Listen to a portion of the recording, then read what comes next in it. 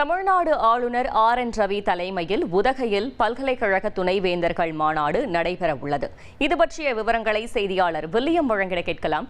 William, வணக்கம். மேலும் தகவல்களை சொல்லுங்க. வணக்கம். தமிழக ஆளுநர் ஆர்.என். ரவி அவர்கள் தமிழகத்தில் ஆளுநராக பொறுப்பேற்றதற்கு பிறகு தொடர்ந்து 3 ஆண்டுகளாக தமிழகத்தில் உள்ள பல்கலைக்கழகங்களின் துணைவேந்தர்களின் மாநாடை தொடர்ந்து நடத்தி வருகிறார். 4வது ஆண்டிற்கான துணைவேந்தர்கள் மாநாடு இன்றும் சற்று நேரத்தில் உதகையில் உள்ள ஆளுநர் மாளிகையில் நடைபெற உள்ளது. இந்த துணைவேந்தர்கள் மாநாட்டை துவக்கி வைப்பதற்காக இந்திய குடியரசு துணைத் தலைவர் ஜெகதீப் தன்கர் தற்பொழுது கோவையிலிருந்து விமானம் மூலம் உதகை வரவுள்ளார். இந்த நிலையில் தமிழகத்தில் உள்ள 21 மாநில பல்கலைக்கழகங்கள் மற்றும் 25க்கும் மேற்பட்ட தனியார் பல்கலைக்கழகங்கள் 3 மத்திய பல்கலைக்கழகங்களை சார்ந்த துணைவேந்தர்களை இந்த மாநாட்டிற்கு கலந்து கொள்வதற்காக அழைப்பு விடுக்கப்பட்டிருந்தது. அதன் அடிப்படையில் இந்த மாநாட்டில் கலந்து கொள்வதற்காக துணைவேந்தர்கள் நேற்று முதலே வர தொடங்குவார்கள் என எதிர்பார்க்கப்பட்டது. குறிப்பாக கல்யாணம் இல்ல, நான் பிசினஸ் ஸ்டார்ட் பண்ண போறேன். எப்படி? பாஸ் வாலா பி தி பாஸ்.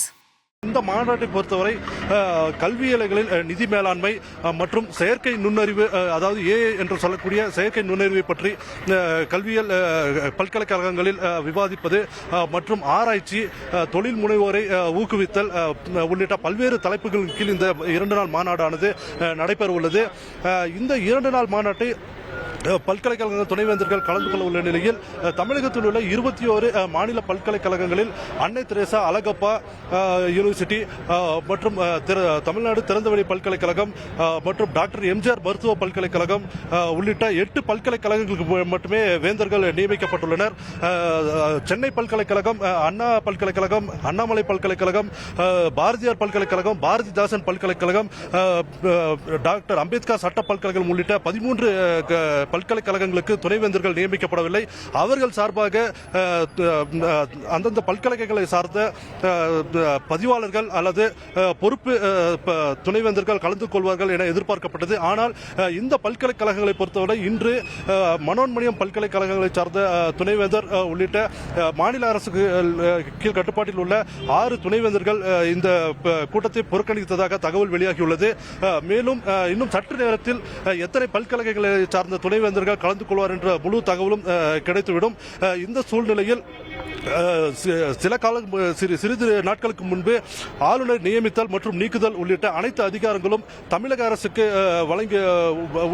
வழங்கப்படும் என்ற மசோதாக்களுக்கு தமிழக அரசுக்கு சாதகமாக உச்சநீதிமன்றம் ஒரு தீர்ப்பை வழங்கியது. அதன் அடிப்படையில் தமிழக முதல்வரே வேந்தராக செயல்படுவார் என்ற கண்ணோட்டத்தில் சில நாட்களுக்கு முன்பாக இந்த பல்கலைக்கழகங்கள் துணைவேந்தர்களை அழைத்து தமிழக முதல்வர் ஒரு கூட்டத்தை கூட்டினார். இதனைத் தொடர்ந்து தமிழக ஆளுநர் ஆர்.என். ரவியும் தற்பொழுது இந்த துணைவேந்தர்கள் மாநாட்டை தற்பொழுது உதகையில் நடத்த ஆயத்தமாகி தற்பொழுது இந்த கூட்டத்தை துவக்க உள்ளார். இந்த நிலையில் தமிழக ஆளுநரின் இந்த போக்கை கண்டித்து தமிழ் திராவிட கழகத்தினர் மற்றும் காங்கிரஸ், கம்யூனிஸ்ட் உள்ளிட்ட பல்வேறு கட்சிகள் போராட்டத்தில் ஈடுபட உள்ளனர். போராட்டத்திற்கும் தயாராக உள்ளனர்.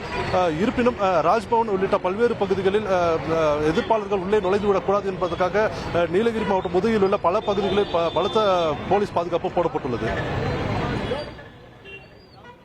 கள தகவல்களுக்கு நன்றி வில்லியம். ஆளுநர் தலைமையில் துணைவேந்தர்கள் மாநாடு நடைபெற இருக்கிறது. தனியார் பல்கலைக்கழக துணைவேந்தர்கள் மட்டும் துணைவேந்தர்கள் மாநாட்டிற்கு எதிராகவும் ஆளுநரை கண்டித்தும் போராட்டமும் நடைபெற்று வருகிறது.